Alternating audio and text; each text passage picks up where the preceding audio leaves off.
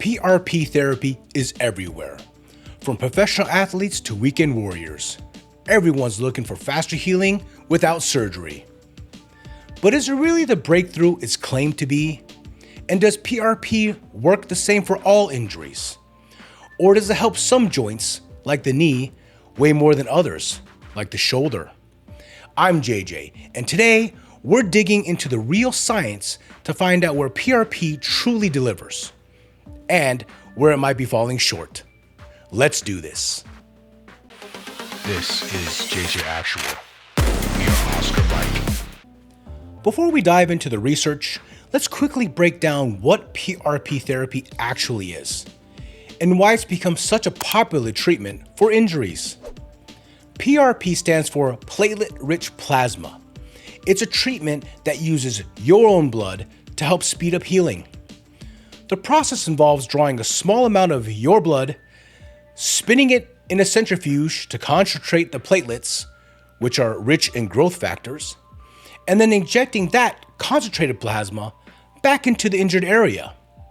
It's been used everything from tendon injuries to joint degeneration, and it's especially popular among athletes trying to recover faster.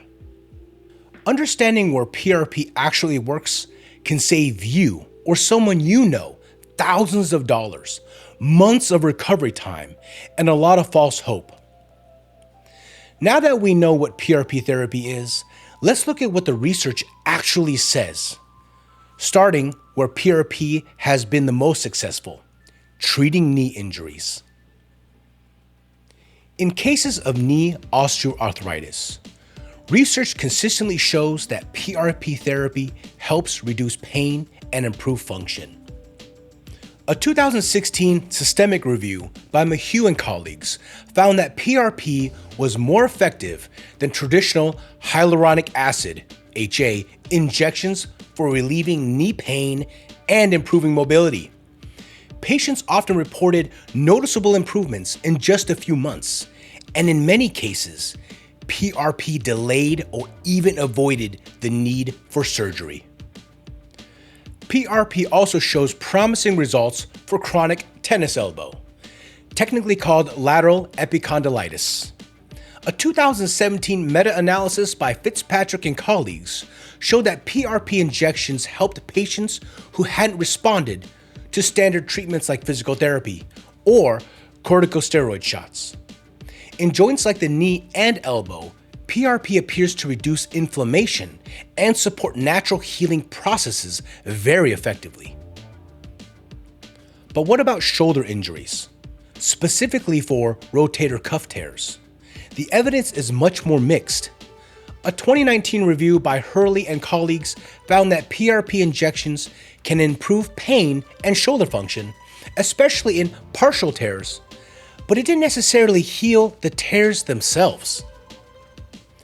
Other studies, like a 2020 review by Drogella and Phillips, noted that PRP might help manage pain and inflammation, but it's not a guaranteed fix for structural damage. The shoulder is a complex joint with tendons, muscles, and bursae. One bursa, many bursae. And that complexity makes it harder for PRP to truly repair injuries compared to simpler joints like the knee. So why does PRP work better in some joints than others? First, joint structure matters. The knee is a big, simple joint space compared to the intricate tendons of the shoulder. Second, injury type matters. Degenerative conditions like arthritis seem to respond better to PRP than complete tendon tears. Finally, PRP preparations methods vary. How it's spun, how many platelets are used, whether white blood cells are included, all of which can hugely affect the results. The biggest advantages of PRP are that it's minimally invasive, it uses your body's own healing mechanisms, and it has a low risk of complications. However, downsides include the high cost, often between $500 to $2,000 per injection, and the fact that many insurance plans don't cover it. Ethically, it's important to remember while PRP shows promise, especially for knee pain, it's not a guaranteed solution for every joint or every injury. I chose this topic because PRP represents the excitement and sometimes the overhype of modern sports medicine. I personally have been affected by shoulder injuries, and I wanted to find out if regenerative therapies like this are truly changing recovery timelines, or if they are simply being marketed ahead of the science. And what I learned is that while PRP can be an amazing tool, it's not a miracle cure. Evidence-based practice means knowing not just where a treatment works, but also where it doesn't. PRP therapy offers real hope, especially for knee and elbow injuries. But when it comes to complex joints like the shoulder, the results are still evolving. If you're considering PRP, make sure to have a conversation with your doctor about what the evidence actually says for your specific injury. Lastly, if you've enjoyed the content and you feel like I've earned it, you know what to do. Thanks for watching, stay curious, and we'll catch you in the next one. JJ Actual, out.